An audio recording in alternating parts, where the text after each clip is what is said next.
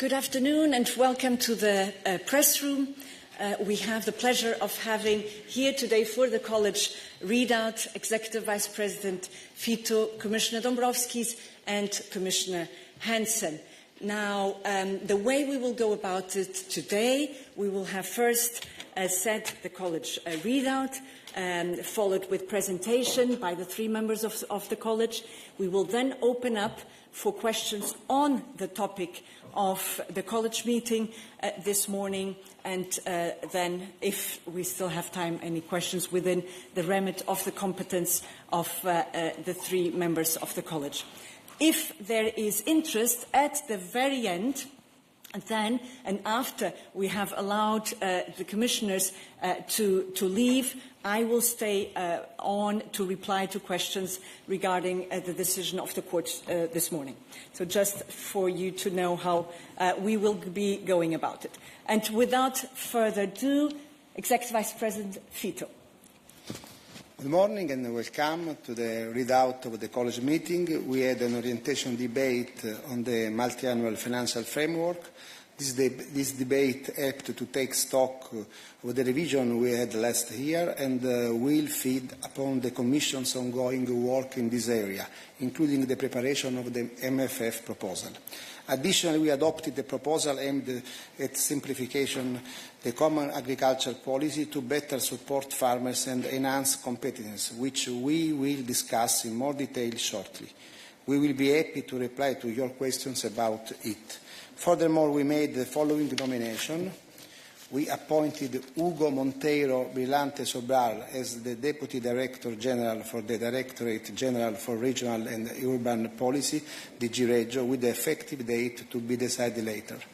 For more information on this decision, please refer to today's daily news, which the spokesperson service will publish shortly.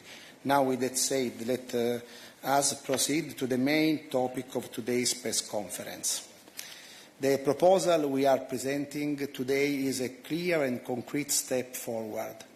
It is grounded firmly in President von der Leyen political guidelines, and it reflects our broader vision for a more competitive, resilient and sustainable Europe. At the heart of this proposal lies a simple but powerful idea: to foster prosperity by enhancing the EU's competitiveness not through more complexity but through less. The combination of the many measures in today's proposal represents a well-balanced approach between economic, environmental and social factors. It simplifies the common agricultural policy while ensuring stability for farmers. It made clear that the role of farmers is not only economic but deeply social and cultural. We must empower farmers to succeed as entrepreneurs, as providers and as innovators. That means freeing them from the weight of unnecessary bureaucracy and regulation. We cannot ask them to feed Europe while tying their hands with red tape. We promised a new approach, and today we are delivering on that promise. Today's proposal follows months of sacred dialogue with farmers, national authorities and stakeholders across Europe. We listened, we gathered feedback, and on this I want to thank and underline the big effort Commissioner Hansen is doing, going around and listening to the voice of agriculture all around Europe. We are at a sensitive and strategic phase in implementing the current CAP. We are 2 years into the implementation period, and now, with that experience, we know what works and what needs to change. Thanks to the close collaboration with the agriculture sector, we have the intelligence we need to make smart, targeted improvements. And critically, we still have enough time ahead of us to adjust course and make a meaningful impact before the end of the programming period. This is a moment of responsibility and a moment of opportunity. Timing is everything. That's why this Commission is acting quickly and with precision. We are using the tools available within the existing CAP framework to deliver tangible, immediate results. Let me be clear. that this is not just a technical adjustment. It is a political choice, a choice to stand with our farmers, a choice to drive long-term sustainability and competitiveness, not through centralization, but through flexibility and trust. We are giving Member States more flexibility. We are reducing complexity. We are making it easier to use CAP instruments effectively, especially in support of digital innovation, risk and crisis management, and modern farm practice. And when we reduce bureaucracy and remove obstacles, we unleash potential. We create space for farmers to thrive. We strengthen the foundation of our food systems, and we contribute to Europe's strategic autonomy and sustainable growth. I will leave now the floor to Commissioner Dombrovskis, whom I thank for his huge work and effort on simplification. Thank you. Thank you, Raffaele. Good afternoon, everyone. The package of measures that we are presenting today is another important milestone in the delivery of our ambitious simplification agenda.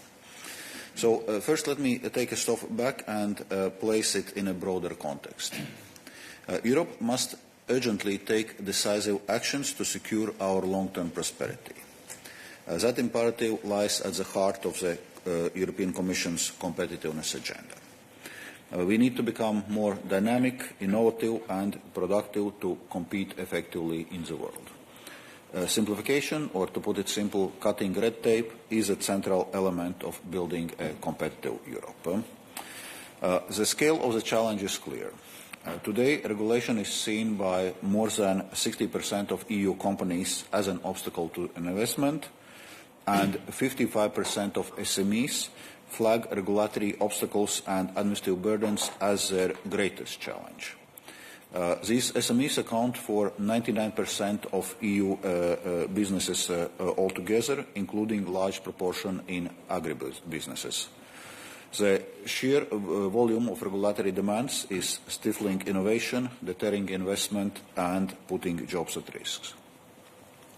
While I have been tasked to drive and coordinate the Commission's work on simplification, each Commissioner is responsible for stress testing the EU acquis under their respective portfolios, and the aim is to review the whole acquis by the end of the current mandate.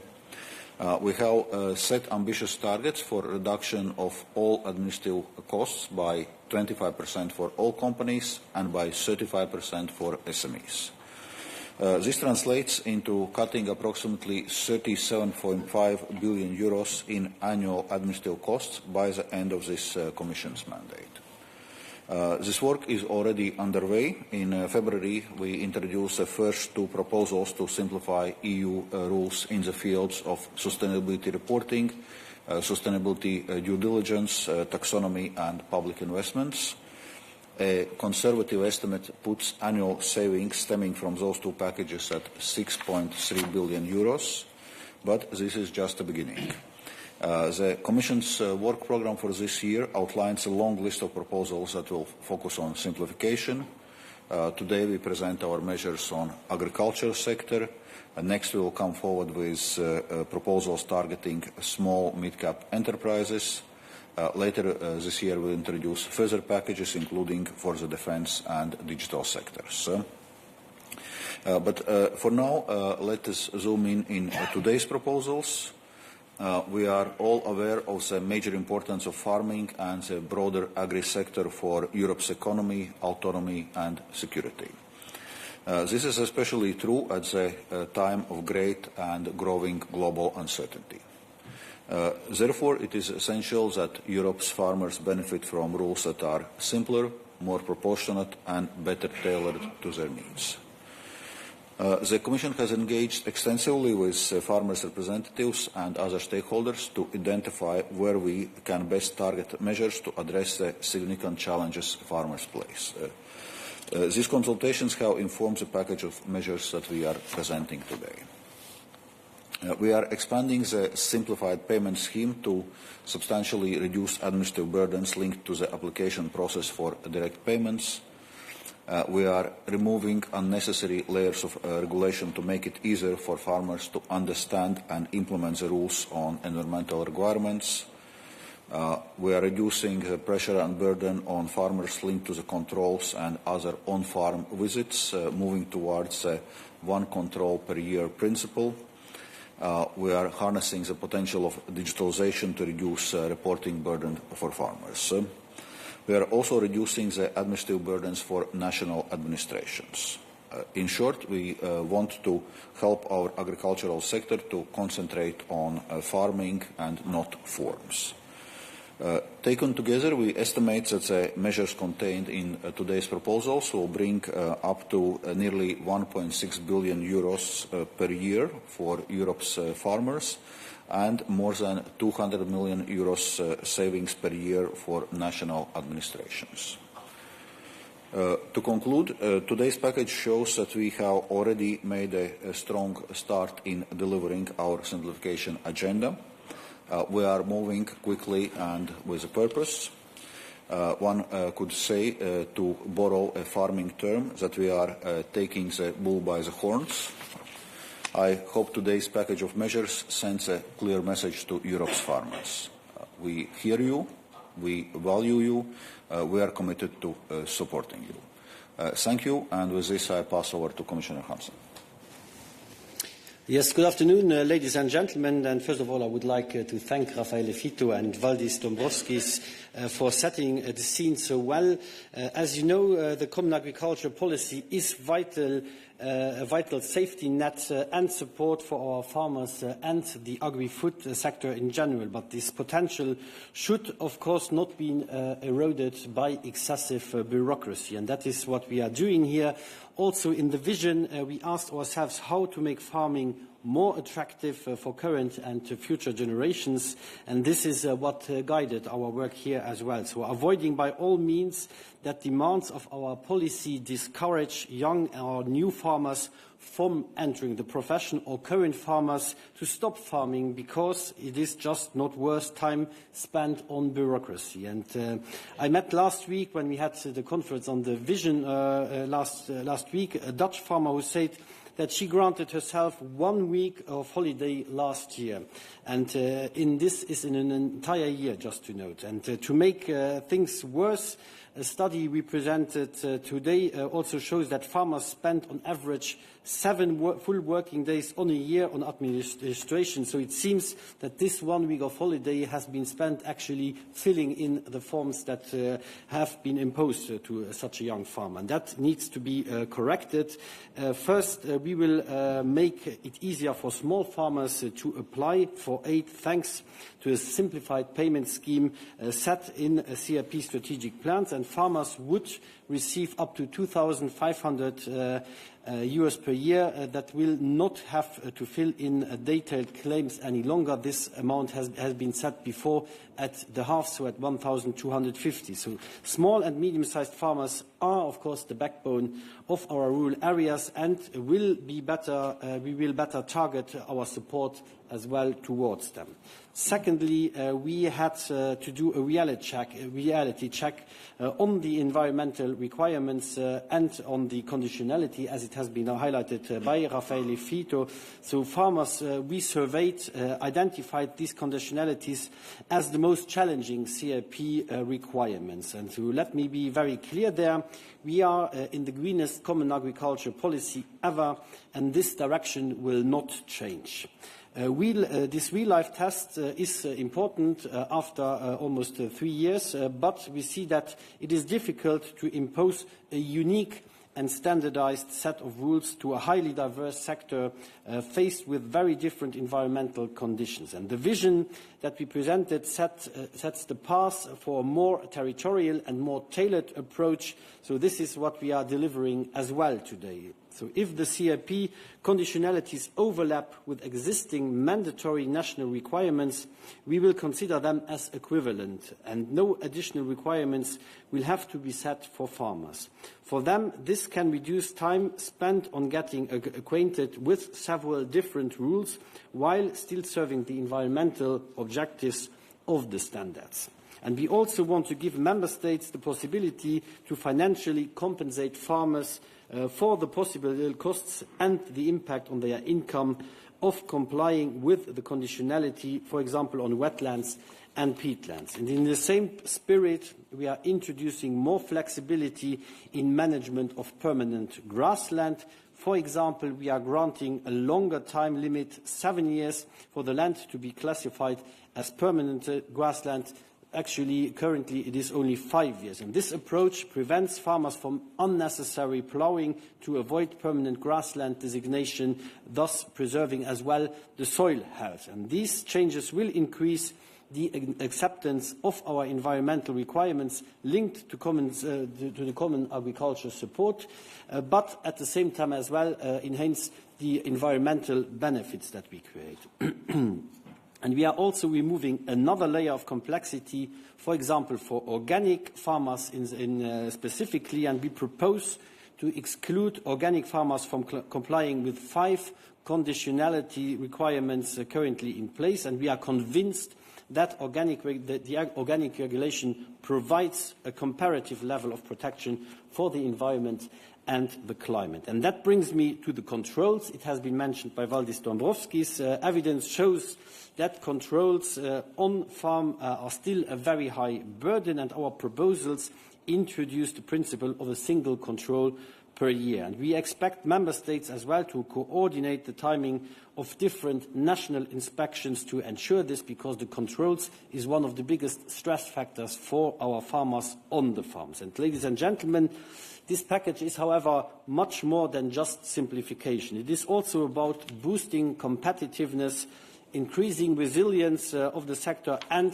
of course, as well, digitalization. And, for example, small farmers can now receive a lump sum of up to 50,000 euros to help them grow their business. And we are working in parallel to improve access to finance for the sector. And we cannot speak about agriculture without speaking about resilience. For example, droughts, floods, storms that impact our yields, animal diseases, infrastructures, and they create a big loss in the income. And the loss of perspective is something we need to address.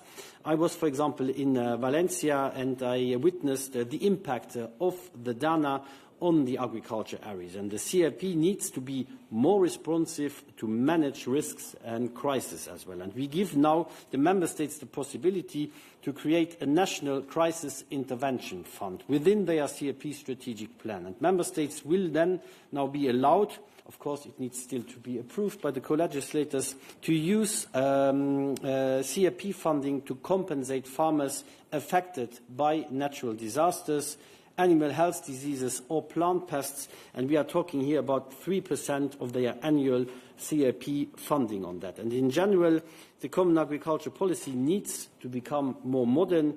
Digital tools could prove helpful to reduce the bulk of reporting that our farmers have to comply with. And at the moment, farmers have to report similar information to several authorities or as well private partners. And the EU introduced, for example, a single charger. We want to introduce the single digital agriculture profile in that sense. And we will encourage member states to set up their system in a way that information will be collected only once and used multiple times. And this is the starting work of what we want to achieve with the future common agriculture policy in terms of digitalization and modernization. Ladies and gentlemen, you have understood it. Our simplification work needs to be closely coordinated with the member states if we really want it to be successful. And here I'm saying to national administrations, help me, help you. And we are removing, for example, the annual performance clearance, which was a way of reporting on the financial implementation of the CAP strategic plans. It brought no added value to our existing robust system in place to control how the EU funds are spent, and that's why we are taking this out. And for the national administrations, we are simplifying as well the amending of the CAP strategic plans. Only amendments deemed strategic will need an approval. The others just need to be notified to the Commission in that sense. And of course, I think the key word of our package is not only simplification, it's as well applicability at farm level. And I think that is very important to say. We need that these changes, this simplification is felt not only by the administrations but especially at farm level. And I think this is very clear that it will be felt. Valdis Dombrovskis has mentioned the figures. 1.58 billion annually will be saved on an administrative burden by our European farmers. So this is quite substantial. 210 million annually by the national administrations. So there we are delivering concrete relief for the administrations, but especially for our farms. That's our aim. Without losing our objectives out of sight, I think it is really important to make this point now, after we have experience with the common agriculture policy, how it works and what can be made better without neglecting our common objectives. Thank you.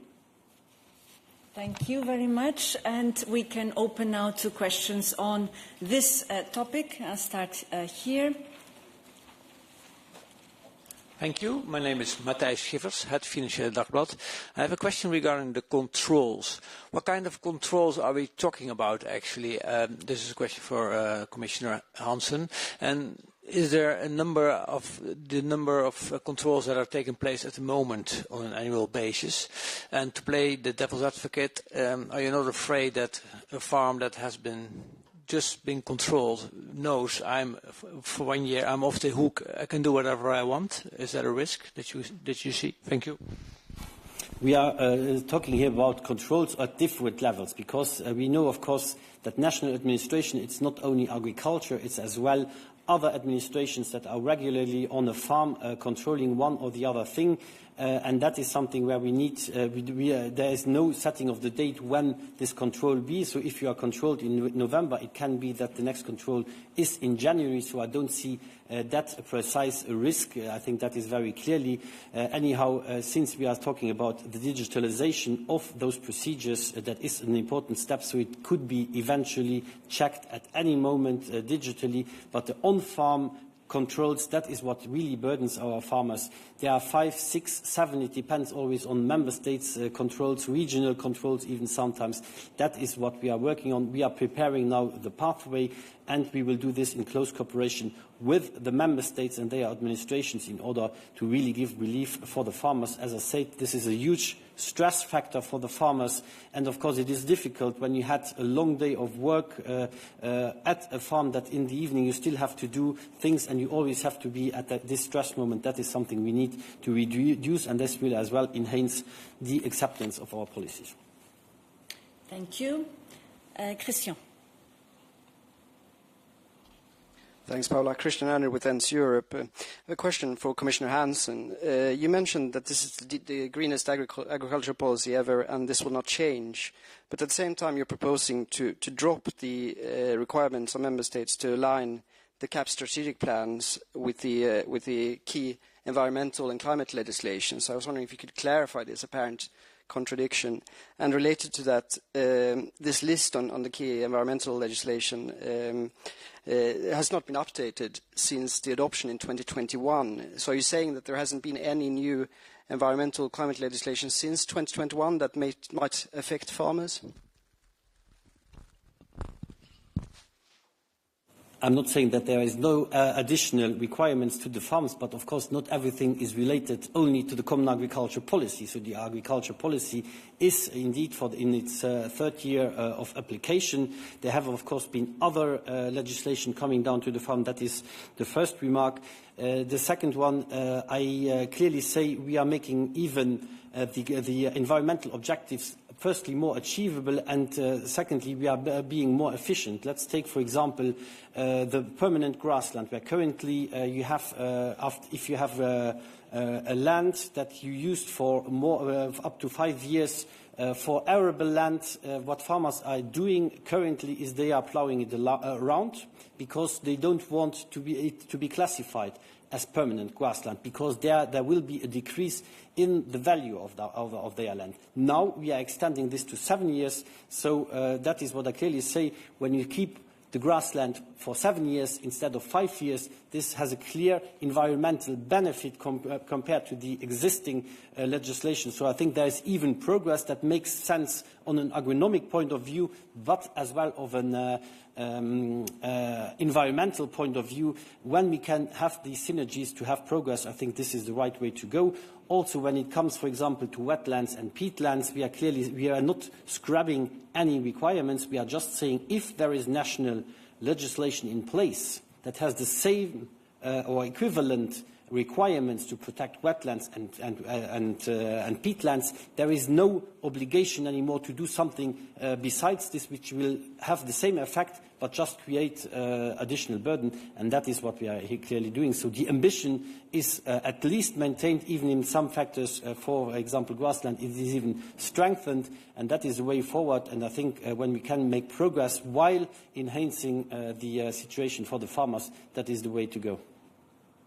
Thank you. And we can move on. Yes. Jarno Hartikainen, Helsingin Sanomat. Question regarding today's college meeting.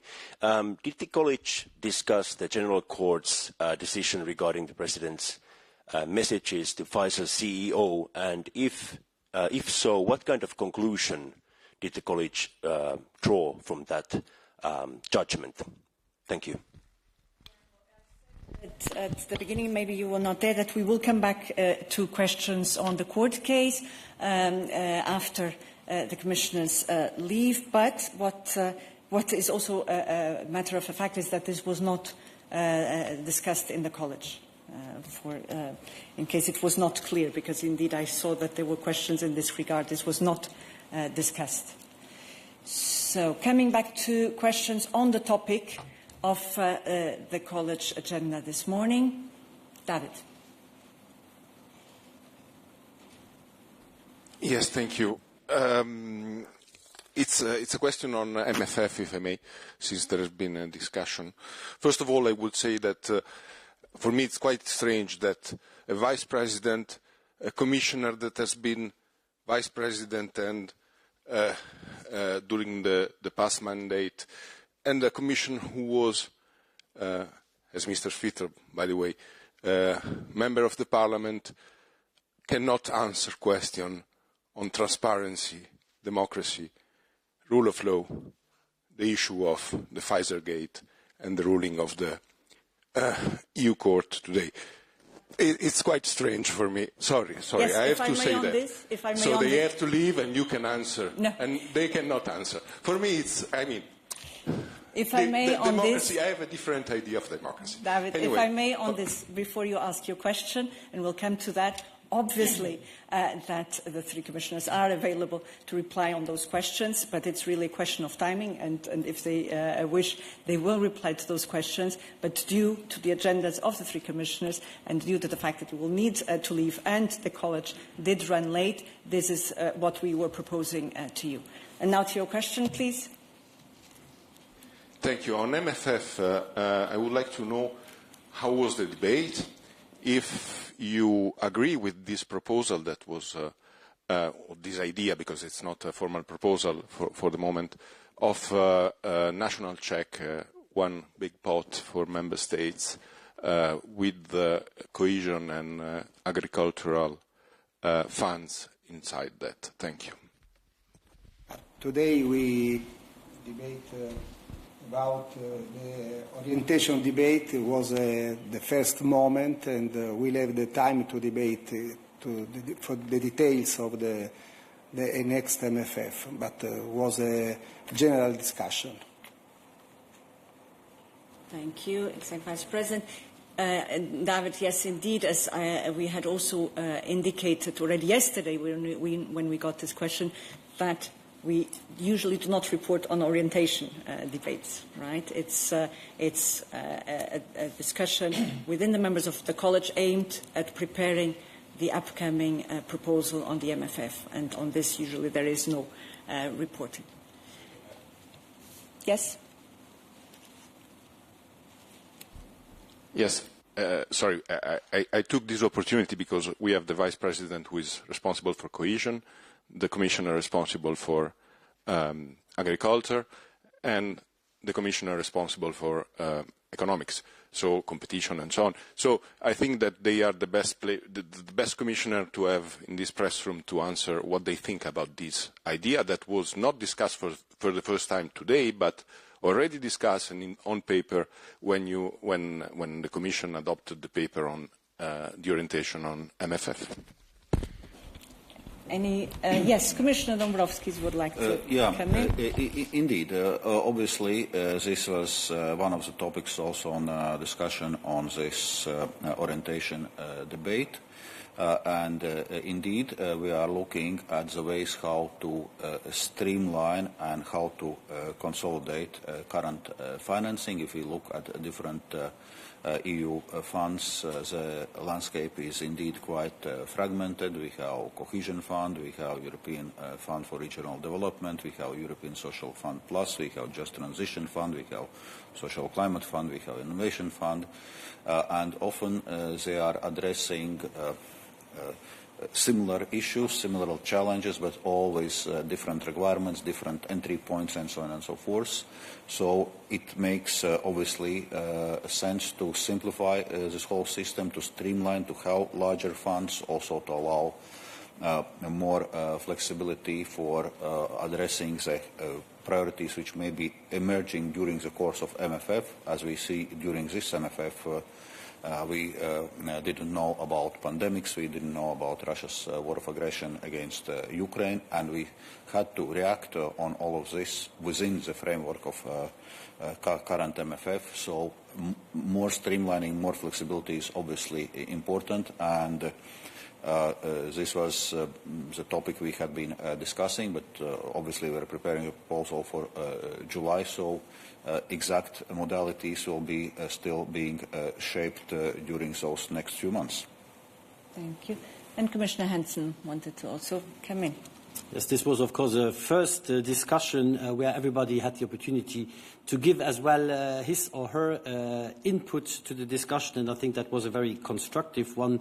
I think it is very important to say that the Common Agriculture Policy is one of our oldest policy. It is a common policy with a big C inside, and it has ensured as well treaty obligations over the last 60 years.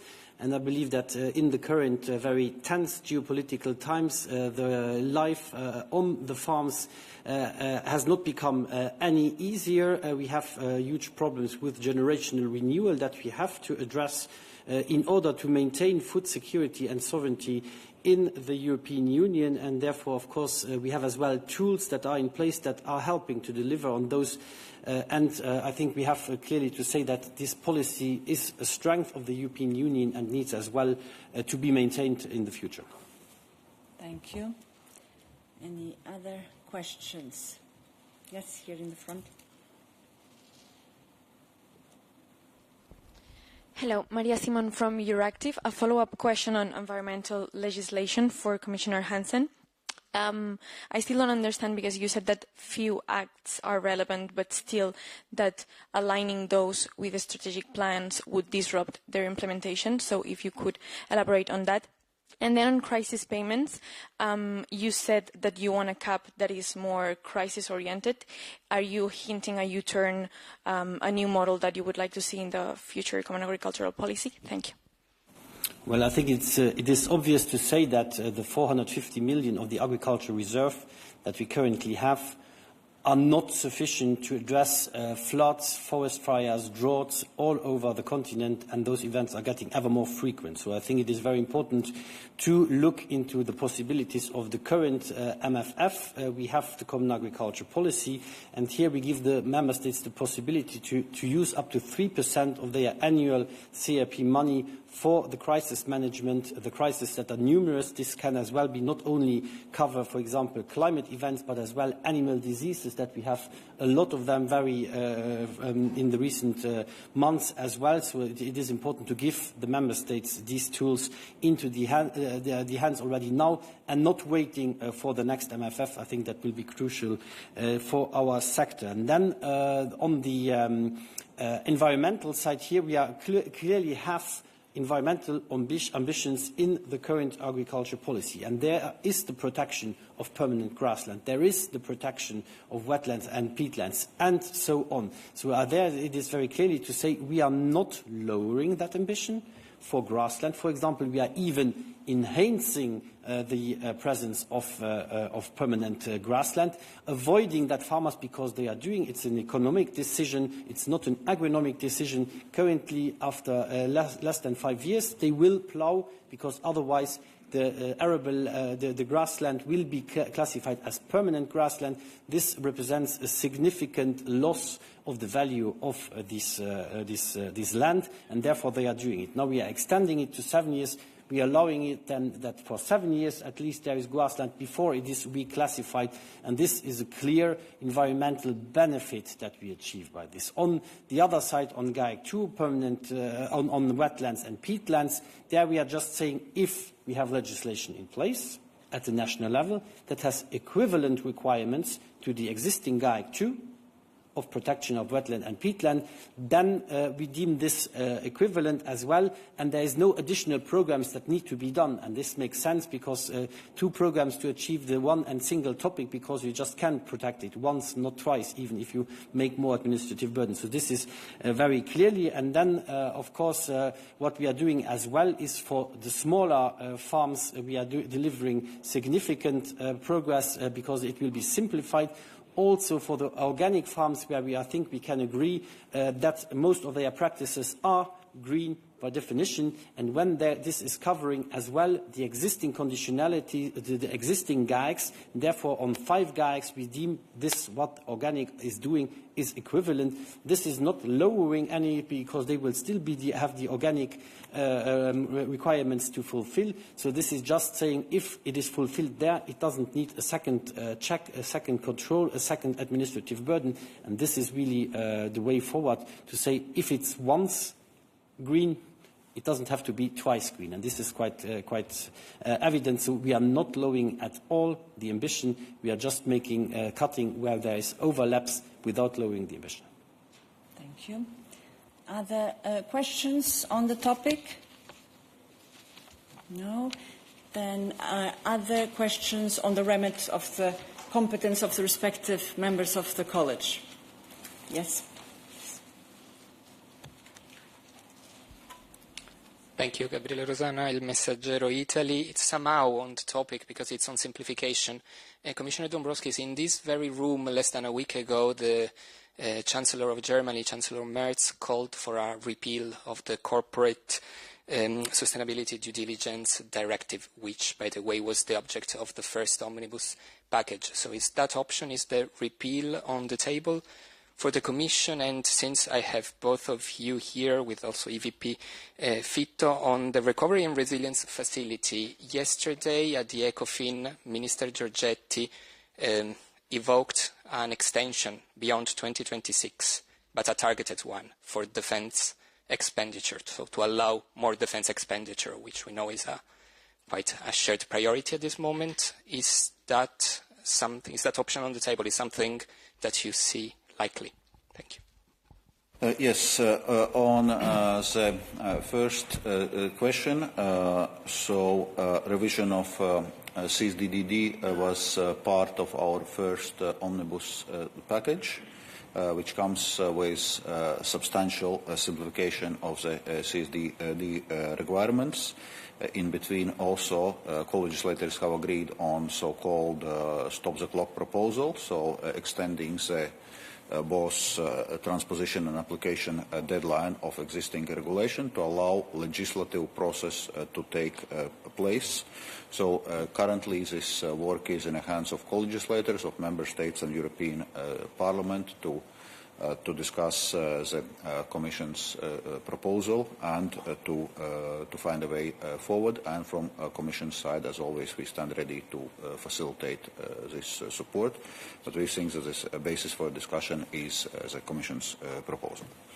Then, as regards the recovery and resilience facility, indeed, we had a number of times those discussions, and actually when we were preparing our Rearm Europe initiative, we were looking at different options how to provide more financing for the defense, and one option we indeed were examining possibility to use RRF for also defense purposes. But eventually we decided not to do so for a number of reasons. Well, first, that would require quite a significant redrafting of the RRF regulation, which is currently not foreseeing this possibility. It requires a number of decisions which require unanimity, like own resources decision to actually raise funds. It has a distribution key which is not relevant to the challenges which we are facing now in terms of security and defense, with Russia being the aggressor state. So we rather opted for a new EU-level borrowing instrument, which is a safe instrument. So we rather would focus those debates now on making swift progress on a safe instrument. Thank you. Yes, I confirmed the position. As you know, also yesterday during the ECOFIN, I said clearly that the deadline is the deadline of next year, and it's impossible to change this. But we gave many opportunities to organize the plan in the next months. For example, we have the possibility to use Article 21 of the regulation to have other revisions, and we have also another opportunity with the communication of mid-term review of cohesion policy, because we gave the opportunity to move the projects from cohesion, from RRF to cohesion, and this is another important opportunity that we give to the member states. Thank you. Any other question? Then we'd like to thank very much the Executive Vice President, Fitto, Commissioner Dombrovskis, Commissioner Hansen for your participation, and thank everyone also for your participation. As said, I can stay on, and again, thank you very much. Thank you.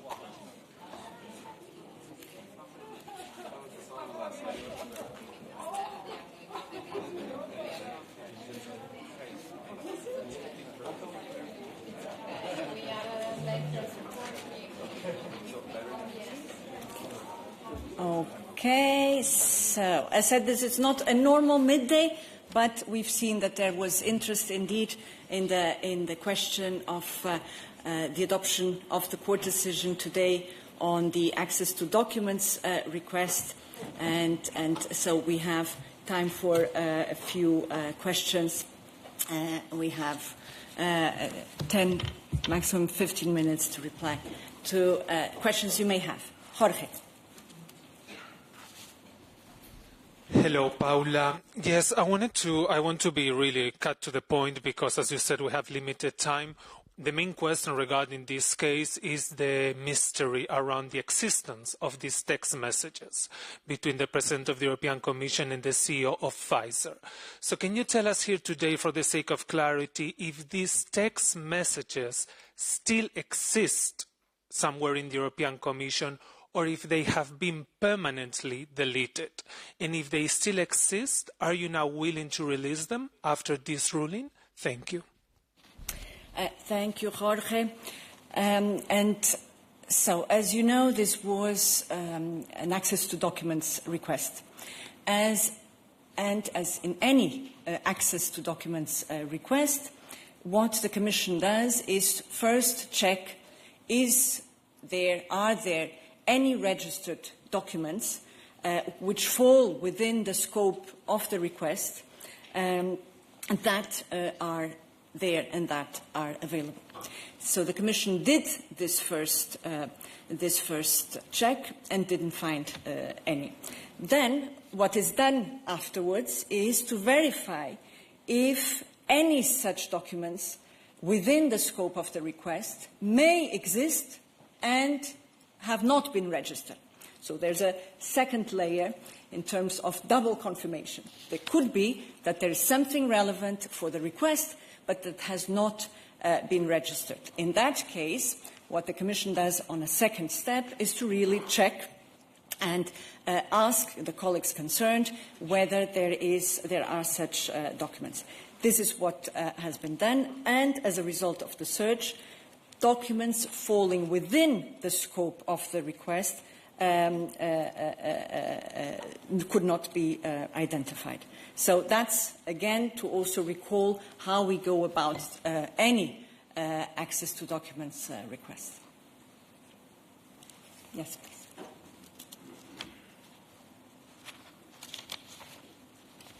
Thank you. Jarno Hartikainen, Helsingin Sanomat. So this was indeed one of the points that the court raised in their decision, that Commission was not able to give a credible answer to the existence of the SMS. And now if I try to read through your answer, so what you're saying, that these messages were indeed deleted. You couldn't find any messages. And the court was unhappy with the Commission's answers and said that it was unclear whether these messages were deleted by purpose or automatically. So can you provide any clarity on that? Thank you. Yeah, no, allow me to address something that you said, that it's not what I said. I did not say that, I didn't refer to any deleted messages. I didn't say that any messages were deleted. What I did say were that, as in any access to documents request, what we first do is to check, are there any registered documents that fall within the scope of the request? We did that, didn't find any, and then, as in any access to documents request, the next step is to see if there could still be documents which are relevant and may not have been registered. That's what I said, and that following these two steps, there were no such documents found. Now, on your second point, and you're absolutely right, that what the decision of the court said today, first of all, I think it's important to recall the decision today did not put into question the Commission's detailed rules on registration of documents.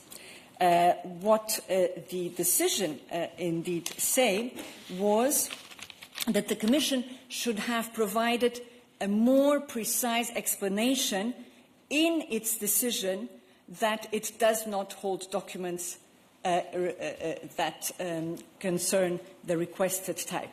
In other words, we read it as now the Commission being in the need to better justify how it came to the conclusion that there are no such requests. And this is also what we indicated in the statement this morning that we published and that you may have seen, where we indicate that as a result of the decision today, we will adopt a new decision with a more complete and detailed justification precisely along the lines that have been put forward in the court decision of this morning. David. Thank you too. First of all, one clarification, if I may. Should Martina Stevis and the New York Times go again to the court or to the tribunal after you will have issued your new decision with more explanation? Because I guess the old decision was annulled, so you will put forward a new decision. If they want to have access to what they consider documents and you are not considering documents, should they go to court again? The second point is on the substance of the ruling. Sorry, I read the press release, not the ruling itself. Particularly the last point, because you have explained us today and with the background briefing of a couple of days ago, that you consider that the text messages are not documents because that are not documents according to the legal framework because they are not they were not relevant. What the court said in the press release is that the Commission has also failed to explain in a plausible manner why it is considered that the text messages exchanged in the context of the procurement of COVID-19 vaccines did not contain important information or information involving follow-up, the retention of which must be ensured. And in the ruling, they are more explicit on that issue. So you still think that text messages between the president of the Commission and the boss of a big pharmaceutical company involving negotiation of vaccine for quite an amount of money are not relevant? Thank you, David. So you had two questions. On the first one, what will the complainant do after we put forward a more detailed and comprehensive justification? I cannot speak for them, obviously. I don't know.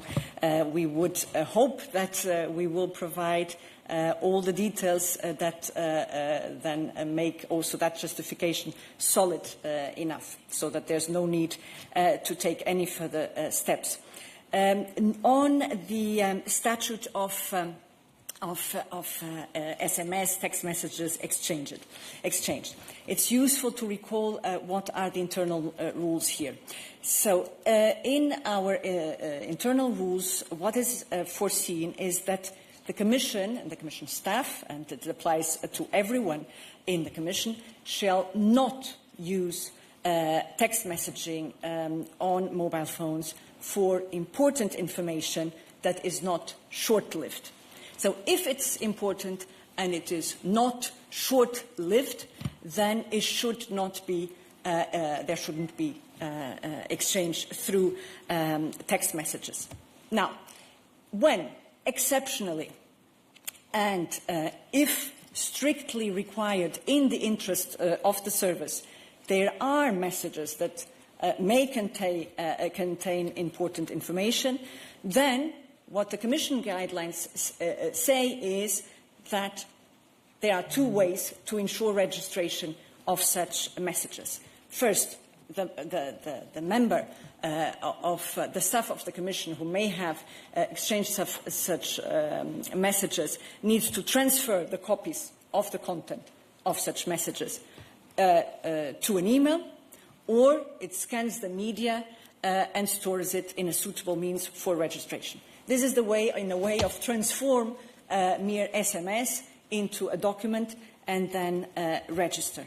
And again, that is the procedure that has been followed. Now, we understand, and that's really what we take, and we respect the decision of the court, that this was not enough explained with enough detail, and that is precisely what we are going to do, is to provide a detailed justification along the lines also provided in the decision this morning from the court. Yes, Christian. Oui, je comprends très bien vos explications, donc il n'y a pas de message. Est-ce que vous n'avez pas le sentiment que vous allez continuer à entretenir le doute et les polémiques et les attaques contre la Commission, contre son opacité, contre sa manière de gérer? C'est quand même un dossier énorme. Je crois qu'on parle de 18 à 19 milliards d'euros. Vous êtes sur le banc des accusés par toute la frange des complotistes, de la fachosphère, etc., dans tous les pays d'Europe, qui accusent la Commission d'avoir géré ça par-dessus la main et sans aucune transparence. La Cour dit que c'est sans transparence et vous nous dites, bah oui, on est vraiment désolé, mais on n'a pas trouvé de traces. Donc ça veut dire que pour tout le monde, à vous écouter aujourd'hui, vous nous cachez quelque chose. Et ça, c'est la pire des choses qui puissent être. Je ne sais pas comment vous pouvez vous défendre et gommer cette impression désastreuse que vous offrez au public et à ceux qui vous écoutent aujourd'hui. Oui, merci Christian. Donc il faut vraiment faire la part des choses et donc on va traiter cette demande maintenant avec la prochaine étape qui est de vraiment répondre à ce que la Cour nous demande en transparence parce que effectivement il semblerait qu'on n'a pas assez justifié nos arguments pour justifier le fait qu'il n'y a pas de documents qui tombent dans le champ de l'application de la requête. L'autre chose que tu dis, tu fais référence à des contrats où effectivement il y a aussi eu de la jurisprudence et qui est en cours. Et d'ailleurs où la Commission a effectivement aussi fait un recours. Et donc tout ça est en train d'être décidé. Donc il faut vraiment faire la part des choses entre ce qui ont été les contrats. Et pour cela, il faut vraiment rappeler que c'était fait en toute transparence, avec un steering board d'ailleurs, où il y avait des membres de la Commission, les membres des États membres qui étaient représentés et qui avaient leur mot à dire sur ces contrats que tu mentionnes sur les vaccins. Donc c'est vraiment une autre chose et là-dessus, on a répondu aux questions. Il y avait aussi deux cas à la Cour et notamment des décisions où la Commission a notamment fait un appel. Et donc vraiment, là, il faut faire la part des choses.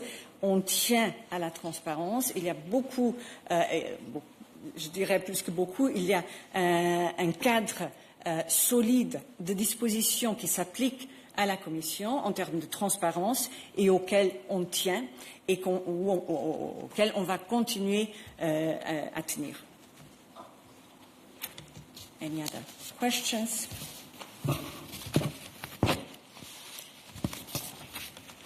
Yes, I see Paula Tama online.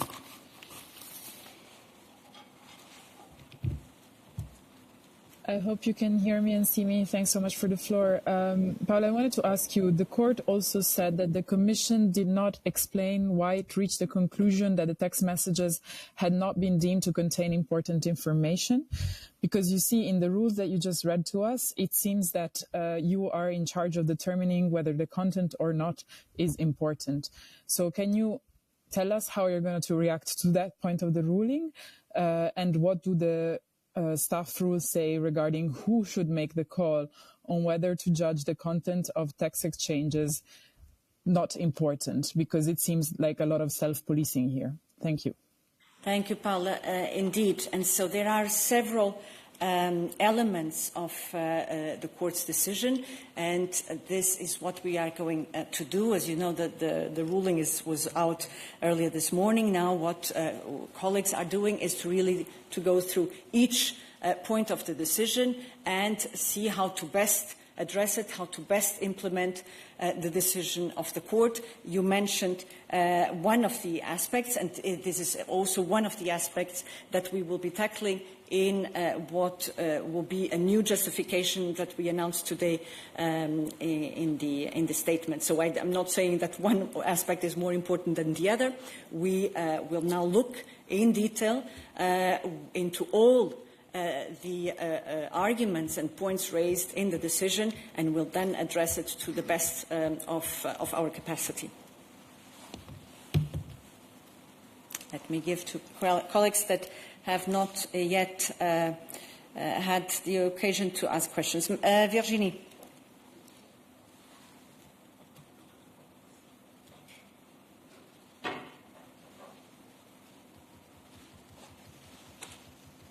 Vous m'entendez?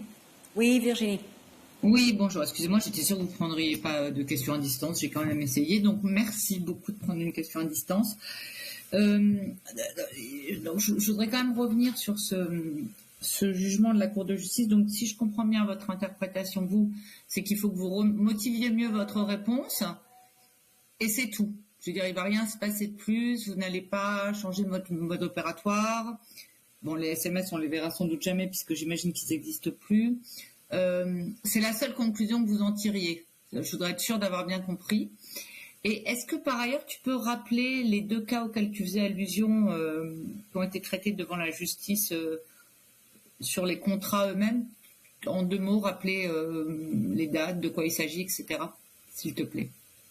Donc, alors, tu me demandes si on va changer la méthode et le système d'enregistrement des documents. Et c'est ce que j'ai dit tout au début, que dans la décision de ce matin, la Cour ne met pas en cause le système d'enregistrement de documents de la Commission. Et donc, dans ce sens, on n'envisage pas de changer le système.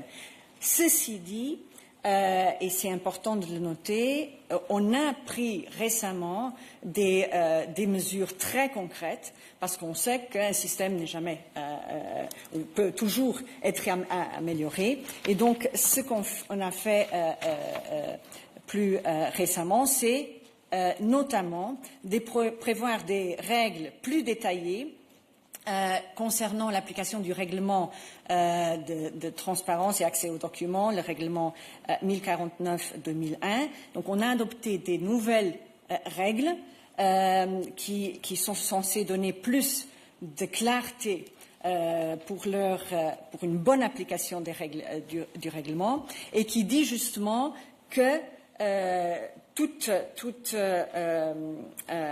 tout contenu qui constitue de l'information importante et qui n'est pas short-lived, excusez-moi de ne pas avoir le mot sous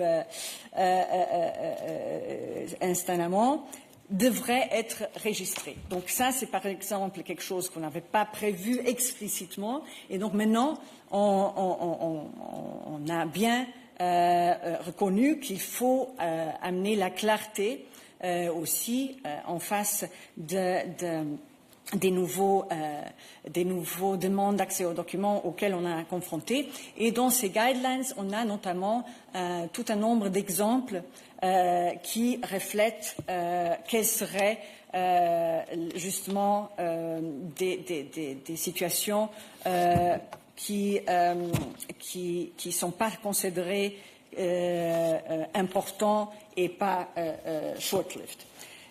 Voilà. Sinon, pour ta question, donc, quels sont les autres cas dans la Cour? Il s'agit du cas Auken, connu par Auken, et le cas Courtois, et je peux te donner les références plus concrètes par après. Voilà. Et donc, avec ceci, on a temps pour une question de plus. Je vois s'il y a quelqu'un qui n'a pas posé des questions. Et on a un collègue en ligne, Alexander Fanta.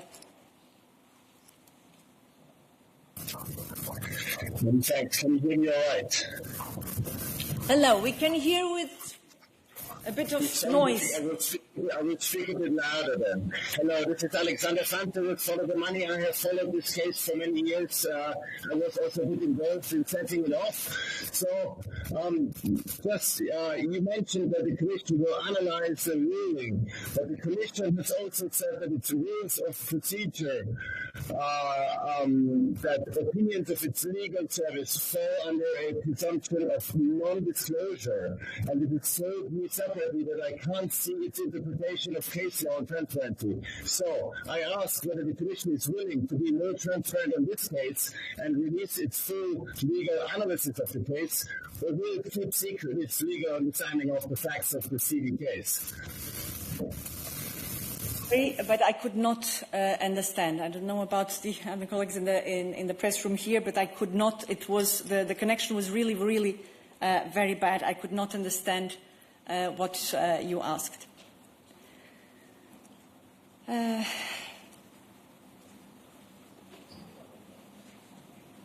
Sorry. Now you put in the chat, so let me read it out. The Commission will analyze the ruling. So you're right. I mentioned that the Commissioner will analyze the ruling, but the Commission has also said in its new rules of procedure that the opinions of its legal service fall under presumption of non-disclosure. And it has told me separately that I can't see its interpretation of case law on transparency.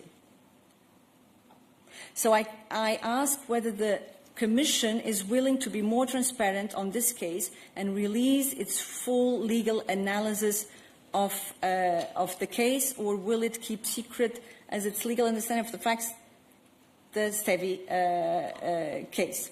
I'm looking at my colleagues from the legal service on whether we usually share our legal interpretations. I'm not aware of that, indeed. I don't think that is standard procedure.